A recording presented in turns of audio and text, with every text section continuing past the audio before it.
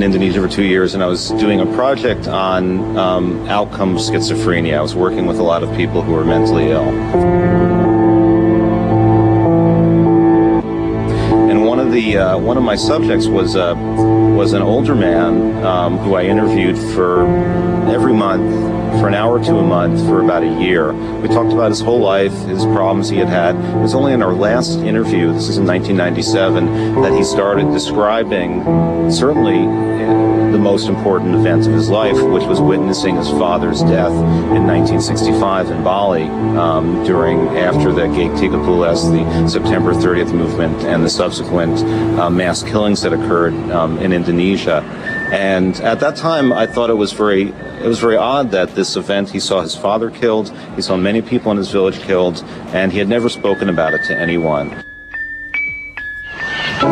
They buried them up there. See, under that, there's a pool of blood here. I think they killed them in the front of the house. Dragged the body.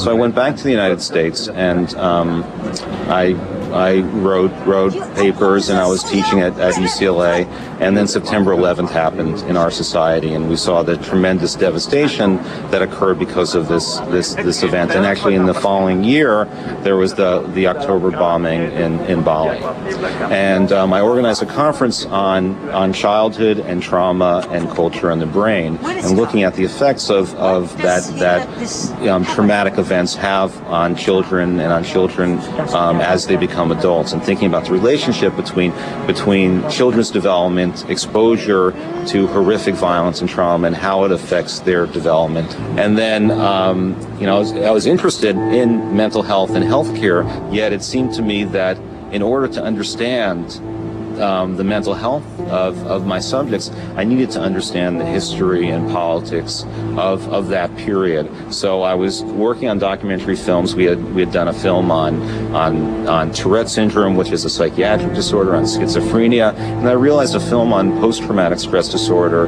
in relation to history and culture would be really quite valuable. So we began interviewing people about the events of 65, and the end result was a film called 40 Years of Silence, which is about 4 families, all of whom lost family members in 65 and 66, or had family members sent to Blue Island as political prisoners, as Tapal, and what's happening in Indonesia today to these people.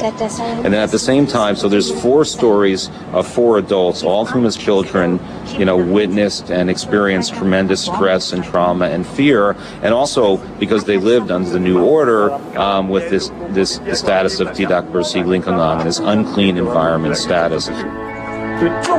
Susah atau sudah setia atau sudah mengira tuh saya sama keluarga.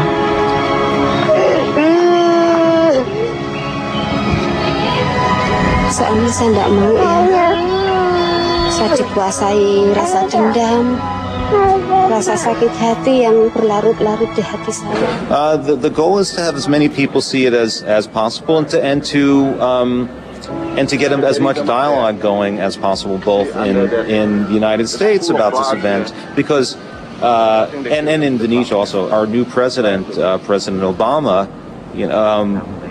lived in Indonesia right after this period, and in his biography, in The Audacity of Hope, he talks extensively about living in Indonesia as a whole chapter, and about what happened when he moved to Menteng Dalam, and his stepfather was Javanese. What happened all around him were people who had family members taken away, who had witnessed killings, who had suffered tremendously during this period of great disruption in 1965 and 66. So President Obama knows intimately about what it was like to grow up in this atmosphere, because he lived there for 5 years. One of our hope is getting the film to President Obama and having him make a statement about 1965 and what can be done to prevent things like this from happening in the future.